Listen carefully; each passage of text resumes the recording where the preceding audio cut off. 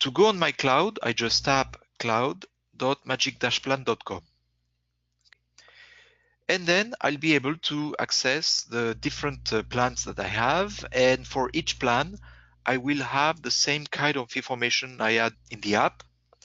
I have, the same interface, plan, estimate, export. I can see, for example, my plan in 3D. Okay. And by the way, this is also available in the app. Let me show you how. I go in the plan section, I open a floor, and when I do not select a room, you see at the bottom an icon that says 3D. If you tap on this icon, you'll see the plan in 3D. Be careful, all menus are contextual, so if I select the room, the icon disappears.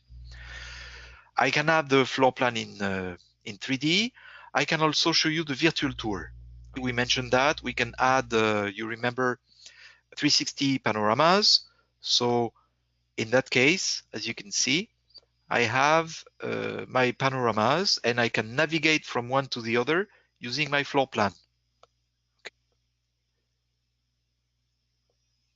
So if you're a real estate agent, it's very easy to create a virtual tour. It's one click. You remember, publish on the web, and then you have the URL that you can use and share with your customers. There are a few things that are on the cloud and not in the app. First of all, I'd like to show you the embedding code. The same way you can embed a Google map on any web page, you can embed the 3D view of the floor plan in a web page. You just copy and paste this piece of code. And to show you how it works, I'm going to use our own website because we've done that on our website. So if you go on the home page, we have embedded a 3D floor plan. There it is. I have my 3D floor plan. I can navigate from one floor to the other, etc.